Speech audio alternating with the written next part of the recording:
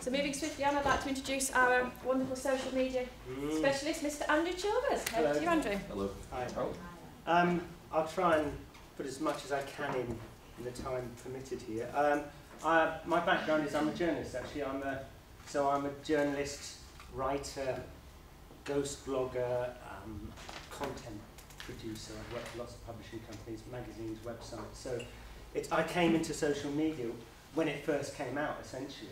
I saw it and I got all my editors to start getting involved in it. And interestingly enough, at board meetings I was sort of shouted out and told to get out because I kept on saying, no, I want my editors to get Facebook and Twitter feeds type of things. I saw it was becoming a really big engagement tool. And I was proved right, I think, hopefully. Anyway, so I presume most of you in here know this stuff to a degree. I mean, LinkedIn, most of you would have a LinkedIn profile. Most of you would have Facebook, some kind of Instagram for going on holiday, taking pictures, that kind of stuff, and Twitter, of course. Most people tend to use this on a personal level, obviously, and some people use it to a degree for business, I think. But the thing is, you just got to look at how you want to change it for your business rather than using it on that personal level. And I think the key is obviously in business, I don't want to make you look like you don't know this is here, but obviously you want to make yourself visible to your customers. You want to achieve your maximum product exposure, depending on what the product is or services or whatever. And you want to increase your revenue ultimately. Before you actually embark on all that, I think what you need to do really is think about your plan that you're going to use. You've got to think about the goals, what you want to achieve. I mean, it really is important. It's a bit like being in a publishing company, you're doing editorial strategy for the year type of thing, for the 6 months. And you've got to keep it flexible so that you can change it at a moment's notice, because things change all the time and you'll suddenly see your target market changing possibly, or the discussions changing, whatever. So you've got to put your plan in place, you've got to think of how you're going to commercialise it, because you don't want to just do it for the sake of doing it, basically. And then you've got to measure it, and Mike is the measuring king over there. But I mean, in terms of the analytics and everything, you've really got to put it against everything you're doing. So what you've got to do, you've got to make yourself, actually going back to the psychology of readership. I mean, when I was at London College of Printing, it was something like 4 seconds for a headline, and that was pre-digital days. I mean, with social media, I mean, you've got a second, basically. If you don't make your profile appealing within a second, people will go off and they'll never come back. They just won't. So make it as appealing as possible. You've got to create the engaging content. I mean, content is absolutely key. And what you need to do is make sure, we're talking about blogging. I mean, with a blog, I always try and make sure that people want to read it from the first sentence onwards. I mean, unless you're using it as a tool just for SEO, which a lot of people do, and Mike's always used that as a tool, and it's very good in terms of keywording. But my philosophy is always that blogs have to be really good, well-written content that people want to engage with at the same time, that you can then push out into your social media feeds. That's the way you're going to, for me, that's the way you're going to build your large customer base, through the dialogue, through the content, through the engagement, and ultimately convert those customers, those followers, into sort of some kind of paying customer at some point.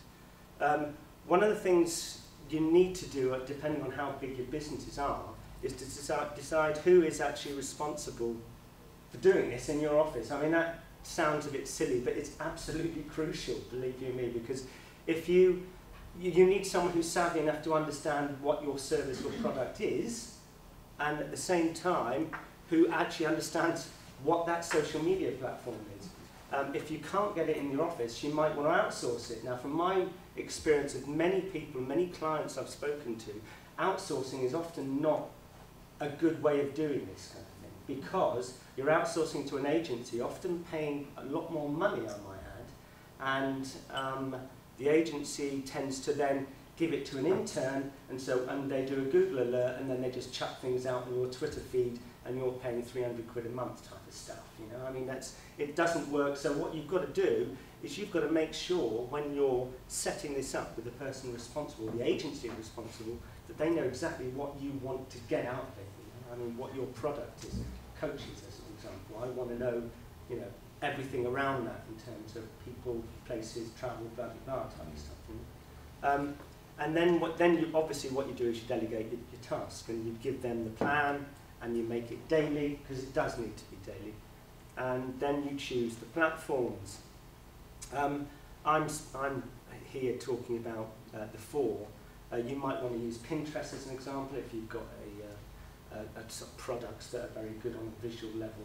Particularly women tend to use a lot more, women in business tend to use a lot more Pinterest.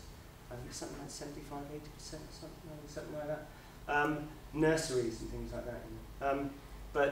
So I specialise in that. Now, what you've got to understand is which one are you going to use and focus on to the best, and whether it's going to be B2C or B2B. Obviously, LinkedIn's generally B2B, I would say. But I would never discount any of these platforms at all. You'll get people saying, well, that's no good because you're B2B, or that's no good. That's rubbish. You've just got to think about it yourself and look at your competitors and see where they are, basically.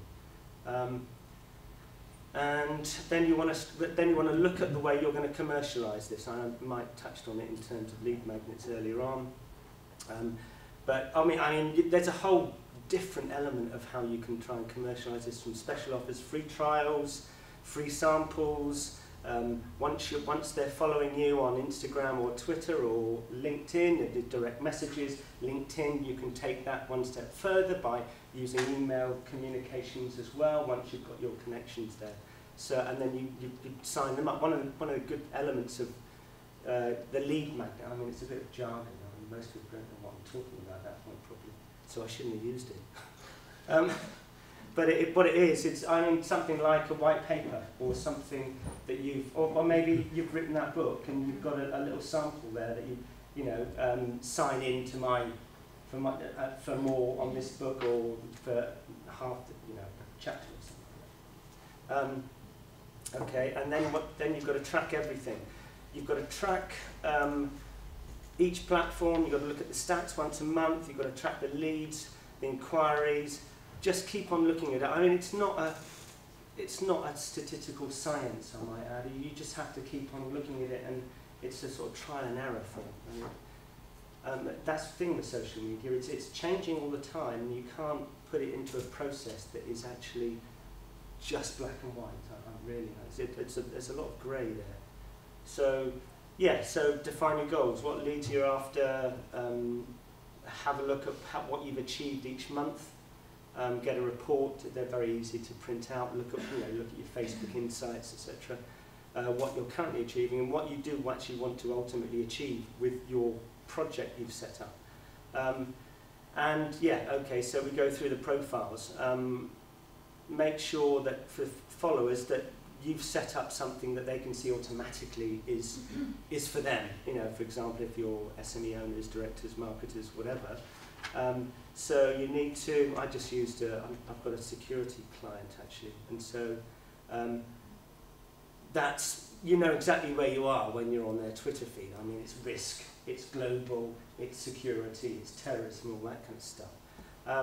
So you want to make sure, I mean, with the main picture, you need to, on Twitter, and this goes right the way across the sites, and I'll show you in a minute, but you've got to make sure that you are telling everyone, as soon as they go on your Twitter feed or your Facebook feed, in that picture, you know what you're going to, they know what they're going to get from you. Simple as that. If you leave it as some kind of woolly picture or nothing at all, then they won't know immediately what you are, and they'll just click off.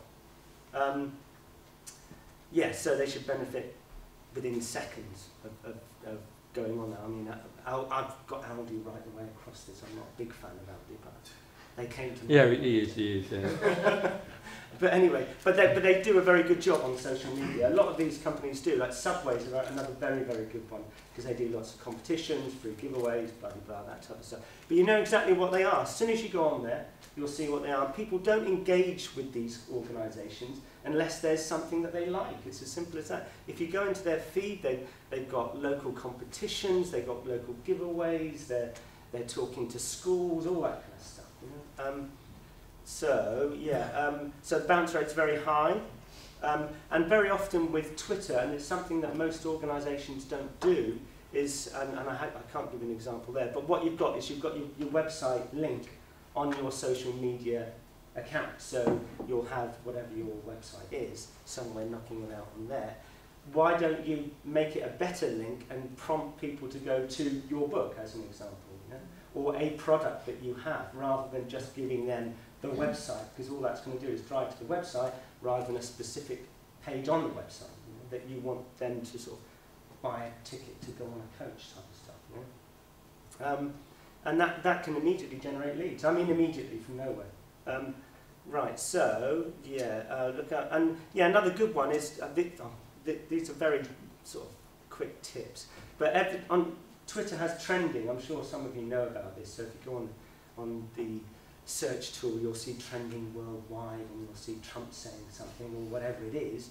If you go onto the right-hand side of your Twitter account, you'll see you can change that global trending to local trending. So you can actually look at what everyone's doing in the Birmingham area, as an example, and then you can actually pinpoint what your customers are doing via hashtags within that trending environment. So you can start to crunch down a lot more on a sort of geographical level in that respect. Facebook, I presume most of you have got personal accounts. And you've got to have a personal account to set up a business account. So, okay. And just go back to that, just for a quick second. So go back a page, which is personal and then business. So we had a bit of an issue with this with Facebook when we first had the business, because the person who had a personal account then set up our business page, and then we got rid of them, and it had the whole issue about sort of who the admin. Freaking nightmare. Oh, real nightmare. Absolute pain. And you try and talk to Facebook, and there's no one actually works for Facebook. There's not actually a person. I actually think Mark Zuckerberg is actually made up. Right. But anyway, when you talk about having two accounts, would you recommend you set up a personal account under sort of not a fake name, but let's say, so my business is called HGFT Partnership. So I create a personal account called HGFT Partnership, and then that personal account creates a business account. Or do I set up James Taylor Facebook, and then set up a business account? And generally speaking, from my experience, I mean, that could work, is you set up your own account, and then you set up your business account off the back of your own account. And that works, and then Facebook knows who you are, and knows who your business is. And interestingly enough, there are people at Facebook. I've never met one. If you get hacked, recently, an account that we've got was hacked, and luckily my son works for Lad Bible. Lad Bible are a VIP Facebook organisation. So if you make a lot of money out of Facebook, they then slap you on as a VIP customer, and they do contact you regularly, believe it or not. So when I said we got hacked on Instagram, which is owned by Facebook, the Lad Bible, like, I know the guy who runs it, he then said, as a favour to me, he contacted Facebook and said, I want that back within 24 hours, and believe it or not, it was back. I mean, I couldn't believe it. So there are people there, they're not just faceless sort of drones. But I know what you mean. It's, for an average person, you've got to be somewhere up there in the stratosphere to be able to talk to them. But yeah, getting back to that, from my point of view, it's always best to set up your personal and then your business and keep them together. But be very careful who you give the admin to. Yeah. I'm tempted to try and actually scratch them all and start again. Yeah, no, it would be a good idea if you've given admin to a whole bunch of people, and some people who you don't get on with anymore have still got rights to it. I mean, that can be really complicated. So, Facebook, again, I'm using the Aldi example here. Exactly the same as Twitter, you know where you are, so keep it the same. Keep the text the same.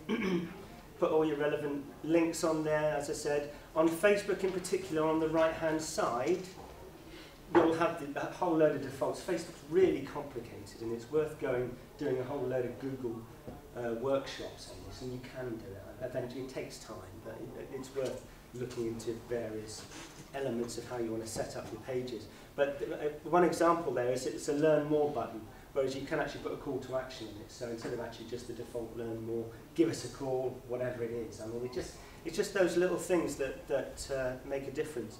About has to be pretty much similar to your Twitter, I'd say. And one of the main things you want to do after you've got involved with Facebook is to find what the complementary businesses for which your customers both get services from, essentially, and look at the most successful one, and then start to engage with them, start to eventually nick their followers. You don't steal them off them, but you sort of share them. And like their page, get involved in conversations. It does work, so you'll know who the complementary businesses are, not your competition, but the complementary. Share their updates, be visible to them, so they start to engage with you, and you can generate fans off their page. It does work. And with ads, be very careful about using the boosting. You'll see, as soon as you put something on Facebook, you'll see boost here, and you'll pay £1 or whatever it is, and it'll boost your post, and you'll be really flattered that suddenly it's reached 10,000 people. Don't use that, because that doesn't get you anything that's particularly targeted. You go on to facebook.com business, and then what you do is you can create your ad, and this stuff is so sophisticated. You probably need a morning's workshop to go through just the Facebook ad to learn, but they're absolutely fantastic. I can't emphasise that enough. I try both, and I find Boost better. Really? Yeah, you can do all of those on your. I can't set the marketing objective on your Boost. You can choose your audience.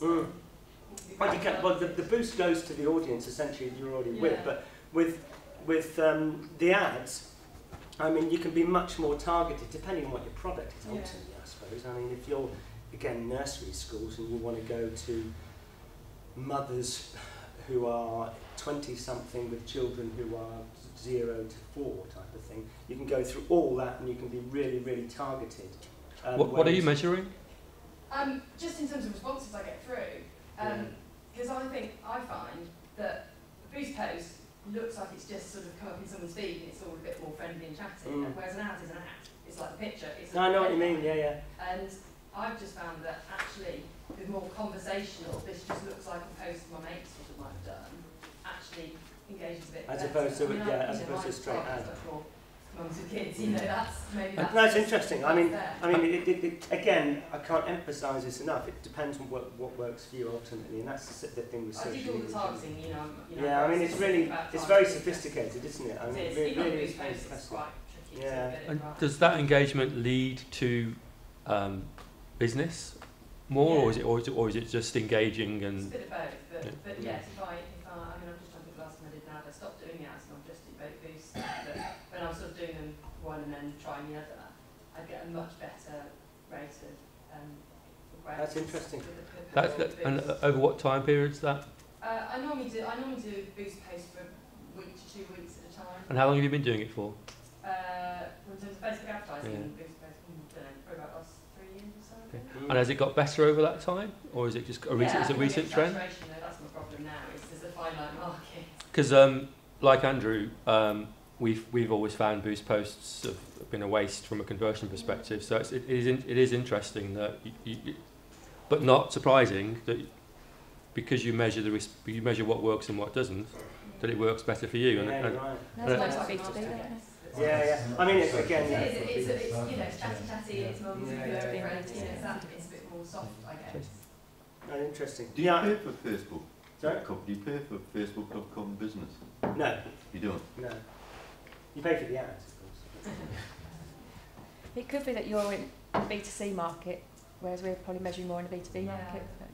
It's all down to testing and there could be measuring. a few factors. But again, it's like I said earlier, I keep on going past, don't I? But I wouldn't count anything out at all. And when people say this doesn't work, it might work for you. I mean, it's a different platform. Pinterest might work for you. Google Plus probably won't work for you because it's rubbish. Do you use Pinterest? No, I'm just hearing about Pinterest. No, I just thought it was awesome. I'm just posting about crafts and stuff like that. It is, yeah. It's very craft orientated, yeah. But again, I wouldn't discount it. Well, we've got one of our customers is an outdoor player equipment company. They've got two companies, one which is called Brave, which does player equipment, and the other which is called TFH, which does special needs equipment. Pinterest is one of their biggest sources of traffic and leads and it's just them posting pictures of families playing with equipment, and they drive sales like you wouldn't believe. So the best thing to do if you're looking at platforms is to just do the research as to where your competitors are, really, I think. And yeah, and obviously the ads, they will help you as much as possible because Facebook want you to be successful ultimately. And this is LinkedIn. I've used Mike as an example here. Keep going past, and maybe I should have gone past. Not as brilliantly optimised as it should be, as you can tell by the default screen behind his head. So that should have the company with the copy in it. But apart from that, it's fairly well optimised. LinkedIn, I think, is brilliant. Actually, I have to admit, I've used it a lot. I've trained quite a lot of people on LinkedIn, particularly lawyers and professional services people. Because I mean, sometimes it's a very hard sell with people like that because they don't trust it. They don't like being spammed because there's a lot of marketing on LinkedIn. They get recruitment people after them all the time, and that's one of their big problems. But the issue I always tell them is that, okay, so your competitor in New York, this is in the City of London, your competitor in New York is really big on LinkedIn. You haven't got a profile. I'm looking around to find someone doing mergers and acquisitions across the Atlantic between the two countries. Who am I going to go for, basically? The one in New York. It's simple as that, because the other one hasn't got a profile. Can I defend my honour on this as well? Because a lot of thought does go into these things, and because we've got several businesses, and I'm involved in several businesses, it wasn't appropriate to have the one company or one organisation. So that's why I went for the boring background. You could have had a picture behind there of you, sort of like in a guru. That's true. The internet behind in fact, you. I'm going to do that, and I'm going to send it to you just to show you I've done Fantastic. Is LinkedIn your personal profile? Yeah, it's yeah. So link. I'll get to that in a tick. So this is your personal profile. It's really good for search engine optimization. LinkedIn is. So if you've got your profile set up properly with the relevant keywords that Mike knows all about, relevant keywords, but around your business and everything, you'll always come really pretty much every time you've been networking. And someone these days, and it generally is these days, that what happens is that they might take your business card, but they'll almost certainly look at your LinkedIn profile after they've been networking. I mean, it just happens all the time these days. And if you're not there, they won't bother. I hazard a guess they probably won't bother looking at you or your services. It's simple as that. But you will be on the top of Google, or depending on your name, on the series of names similar to yours. And it's a brilliant way to engage your audience, LinkedIn. That's an example I did for a lawyer out in Abu Dhabi, I think it was, where he had nothing there, and so I had a chat with him, and I asked him what the benefits he would be bringing to his clients, etc., and I got him that, and he was over the moon. And then he called me up and he said, "Yeah, I mean, every time I go out now, I get a lot more people calling me, and all that. I don't know whether it's true or not, of course, but I presume it must have some kind of truth to it." This is your business page. Now, I've used the Lad Bible, their new sort of Trash Nation they put up there. And so that's their new campaign, which is in the main picture there. It's about plastics and all the rest of it. But essentially, so what you can do from a company point of view, and you do have to have a company LinkedIn, because what LinkedIn tends to do is once you've set up your personal, you'll put your company name in there, and if you don't then set up your company, LinkedIn will do a default on your company. So when people look for your company, if you haven't set it up properly, LinkedIn very cunningly have actually done a default which looks really crap. So it makes your company look bad. So you then have to set up your company profile.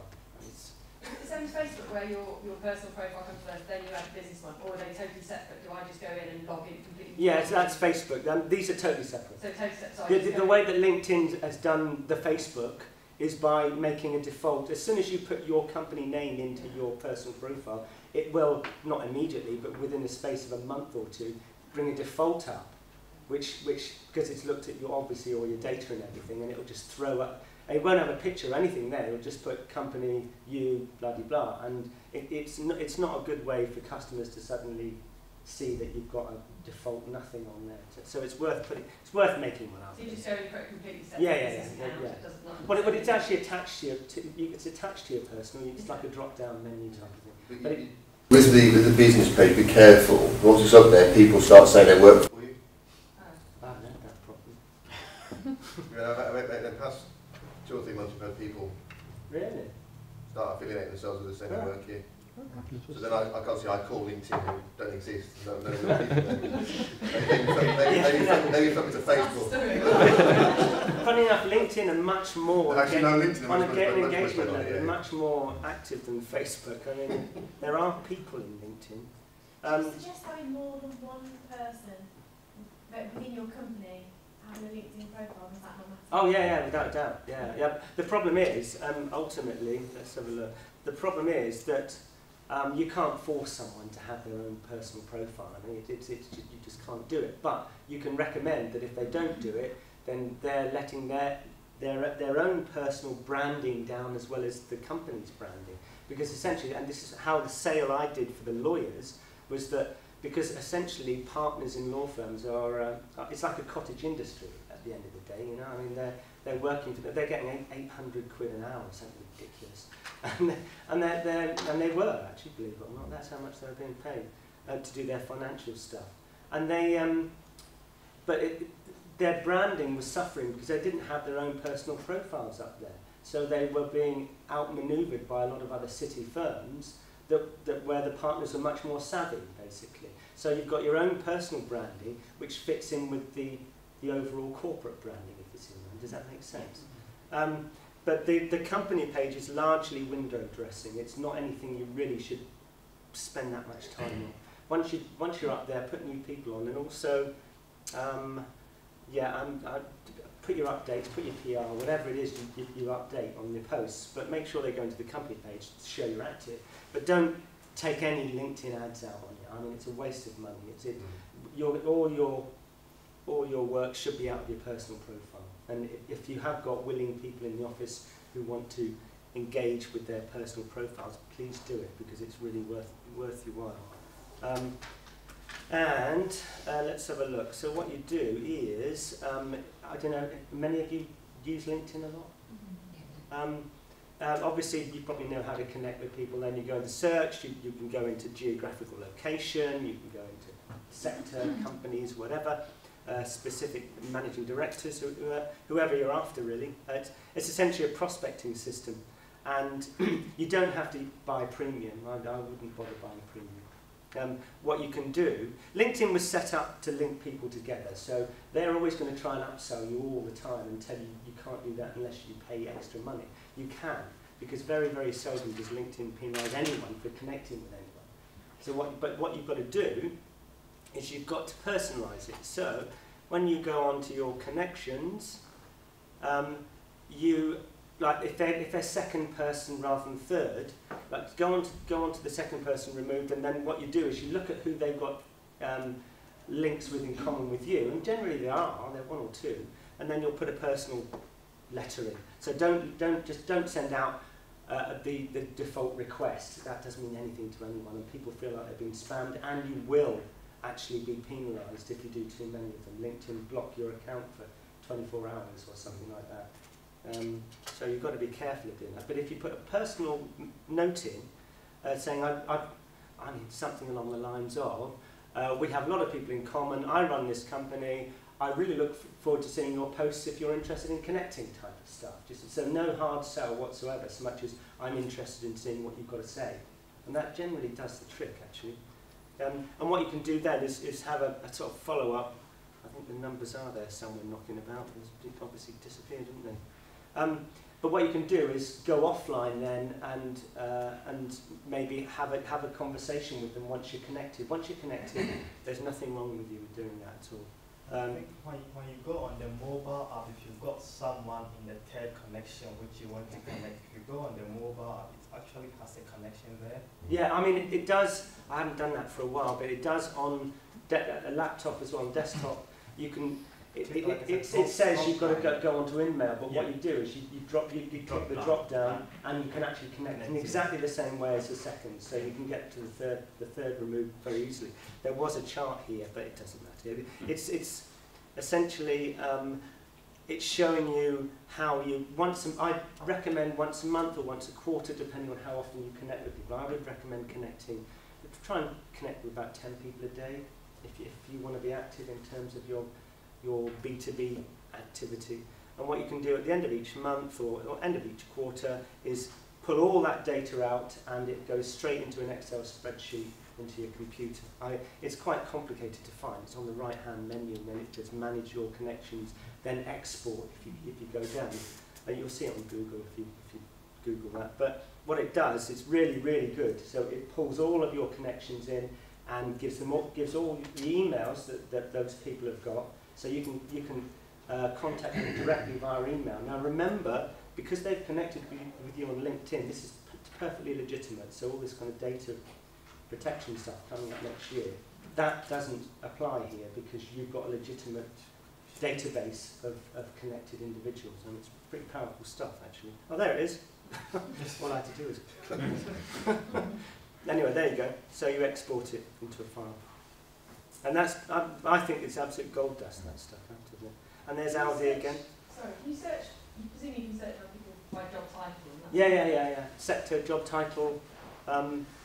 There's an advanced, I think they put an advanced search facility in not so long ago. I can't remember if that's for premium customers, which is really even more detailed. I mean, the advantage is still on the basic. You can search by people, by location, industry, all sorts of different things. I mean, they're always trying to improve it to try and sell you more, but there is one that goes further than that. I think it's for premium customers, but the advanced search is perfect. I love it when you come across someone on LinkedIn who's got over 20,000 connections. You're thinking, how can you have that many people? No, you're right. But a lot, but they become LinkedIn specialists. I can't remember the word now. Lions. That's it. Lions. Yeah, I think the mate I referred to earlier, who's sitting next to me with Alan Sugar, is now LinkedIn's most connected person, and he devoted his life to getting likes. We've got no real friends. And there are tools like DuckSoup. I don't know if anyone's come across that. DuckSoup I've used for clients. Funny enough, there was another one, really good one, which they closed down. So LinkedIn gets hold of these things every once in a while and make sure they close down. DuckSoup, D-U-X-Soup. It's a very, very good way of automating searches. So what it does, it's very cleverly, it's worth checking out if you want to have a look at it. It's free as well, basically. Yeah, no, it's free. And what it does, well, it's free unless you do a premium service. But what it does is it searches all of. So you put in advanced search the sector, the individuals, or the titles, and all the rest of it, and then you click search, and it'll go through 200,000 people over a period of however many weeks you program it, and because you can only do so many a day before LinkedIn start getting suspicious that you're doing something you shouldn't be doing, basically.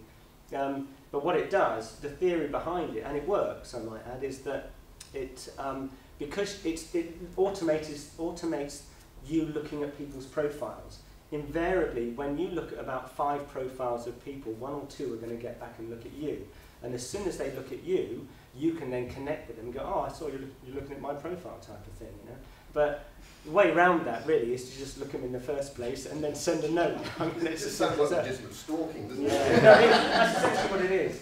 But a lot of big companies use it, or desperate companies. So, when you're doing that sort of thing, are you doing that from your personal LinkedIn profile? Or are you personally, You're not doing business you can do hardly anything from your just company. leave that as your sort of shop window. It is essentially a shop window. Network for your personal account. Definitely. Instagram. So we got Aldi back again, and it's the same corporate ID, same text, same link in the bio in terms of where you want to drive people. And Instagram, I love Instagram, by the way. I think it's brilliant. It's a very visual platform. Let's go back there a sec. And you can do a lot of inventive things with Instagram. I mean, at the end of the day, people say, well, I'm not really that, what's the point of doing this? I mean, there was the idea of gaskets, gasket manufacturer type of thing. Well, why would they want to go on Instagram? Because where do gaskets go? They go into oil rigs, they go into Formula One cars. Why not put some pictures up of Lewis Hamilton type of stuff, you know, and then put a witty little caption underneath, because I used to be a headline writer. So you put a caption out off the top of my head. I mean, I wouldn't have got where I am today without these gaskets type of stuff. You know? I don't know. I bet, do you see what I mean? You've got to muck around with this stuff, see if it works. And at the end of the day, I mean, this is just engaging content generally.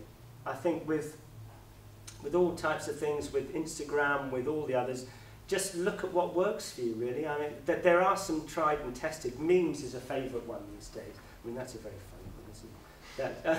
And that, what was it? Always let them know the real you type of thing. But the issue is, I mean, and these do very well on Instagram, on Facebook.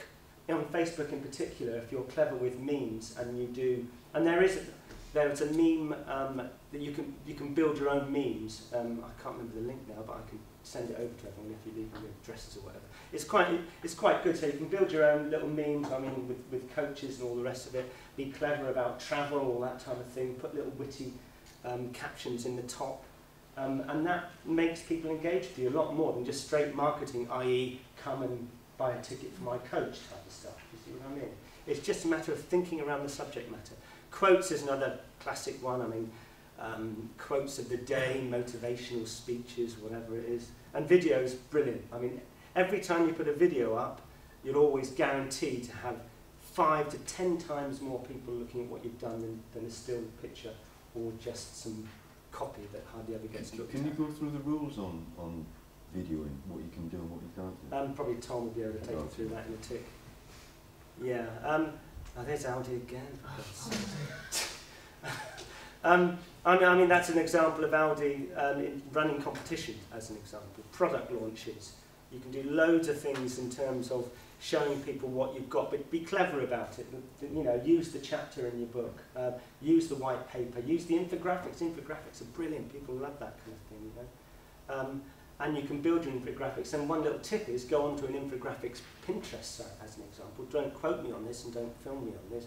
But what you do is you just rip off existing infographics, change them with your own particular product and your own particular text, and no one's any the wiser.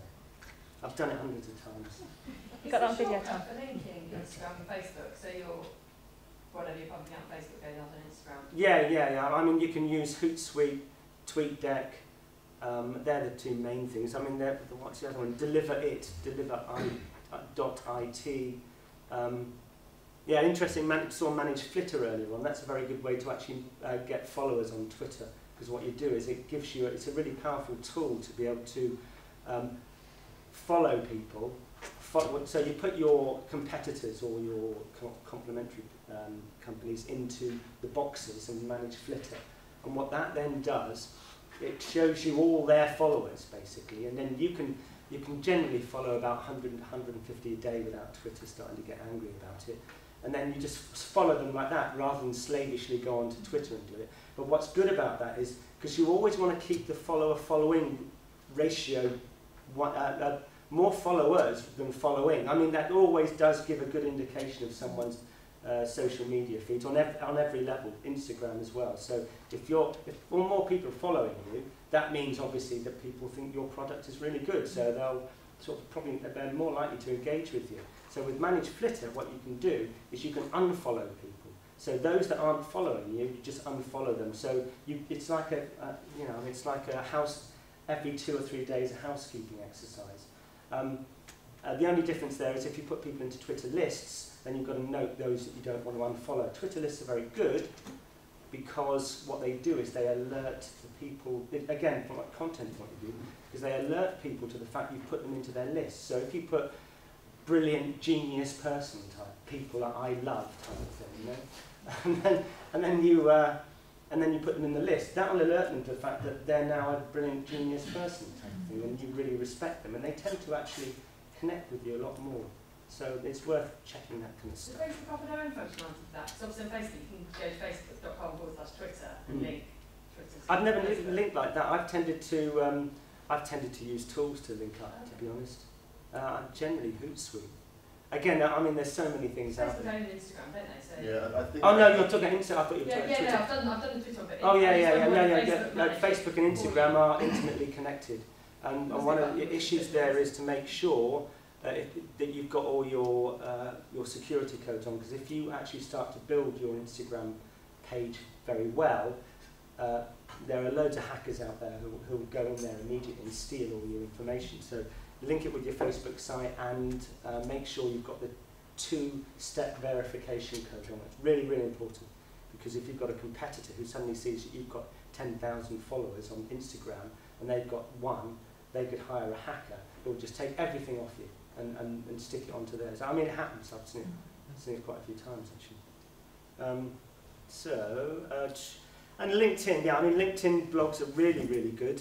So you've got LinkedIn, your platform, where you put your daily posts. And I would recommend, generally speaking, posts on all platforms to be about 3 to 4 good information, hopefully your blog, information within your industry that people might be interested in looking at. I mean, on a security level, you know, I've been putting loads of things in about for a client about different areas of the world with their different incidents, etc. But every so often, put one in about the services of the particular client. It works well, and people engage a lot more because they respect most of the information you're giving in there, so they don't mind looking at the marketing stuff. With LinkedIn blogs, that's very. I mean, if you've got your blog on your website, stick it into LinkedIn as well. LinkedIn's got a really good blog platform, and you can now put video in there as well. And Tom will tell you about that. So you can put video, everything else in your blog. When your connections like it, it goes to their connections. They're very simple algorithms that LinkedIn use, so it goes a long way. It really does. Let's have a look. Yeah, so it's a blogging platform. Yeah, it goes to all your connections, and they'll share it just by liking it. And this is one we did for you. We did a couple of last week, wasn't it? I mean, that's an example of how powerful video can be. I mean, where was that? It went eventually to about 9,000 views. So an average view on AIM's Instagram page was about 60, 70, something like that.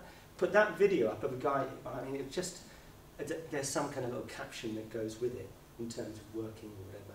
But he's up a pole that's about 200 feet up in the air, and he works once every 6 months and gets paid $20,000. But it's a video, and it's a really good video, and that went viral within 2 or 3 hours. And it's worth. I mean, people like it. It doesn't matter what the demographic's younger on Instagram, but people start liking it. Other people have Instagram sites. They start looking at what you've done. Inevitably, it will get to your audience. I mean, by the sheer weight of numbers, really. Yeah. How often do you? Yeah. Again, how often do you post? On Instagram, at least once a day. Choose the best time. Review again with all the different social media areas. See what your competitors are up to. You can follow up to 50 a day. That's on Instagram. On Twitter, you can follow about 100, 150 a day. Oh, no, actually, Instagram is 200 a day, 50 every hour. So you can think about who you want to follow. People tend to follow you quite quickly on Instagram, which is interesting. Yeah, I mean, share and update things with people, comment on their posts, like Mike was saying earlier, and that's the way you're going to start generating that kind of level of engagement. Hashtags very important.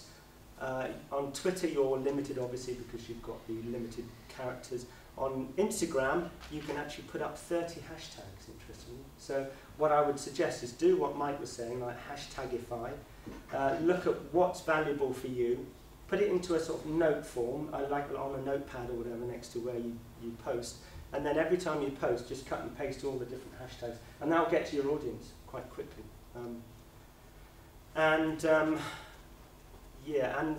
mean, these are a few different accounts that I've made with my son, funny enough. And so ultimately, if you start to become successful at it, you can actually start making social media as a business unto itself. which is essentially what's happened with the football news account that we created, which, I mean, as you can see there, I mean, this was a shout out. So Pepsi Max and Copper 90 wanted to reach a very big audience directly to their product rather than going on an SEO journey, basically. So they did one shout out. They asked us to do a shout out last week or the week before, and that got 130,000 views within the space of 24 hours. And if you look at the stats underneath, I mean, the reach was 248,000 people. So these are big numbers. Again, video, that's not still. So I can't emphasize enough the video. And this is one we set up recently. I mean, it's dad jokes. You're more than welcome to follow them. And these are cheesy jokes that, funny enough, my son had the idea of setting up at the beginning of September. And I've never seen anything like it. It's now on 70,000 on Facebook. And it's now, I looked this morning, about 160,000 or thereabouts on Instagram. So that's gone pretty much viral almost immediately. So it just goes to show, I don't know how you monetize that, maybe t-shirts or something. I hadn't even thought about it, to be honest. But the point is, you can't, it's the content. It goes back to the content. If people like what you're doing, they will follow anything that you put out. I mean, you could easily put jokes out and put some witty comment about your product or whatever around it. You know? Yeah, there we are. So that had 8,000 likes. And the takeaway on that's the second takeaway. I mean, I can't emphasize enough the nature of the content that you need to put out on social media. It's not social media for itself. For my money, is not worth doing. I wouldn't bother with it. You've got to have an engagement sort of strategy where people are going to really want to engage with you, and that's, I think, me.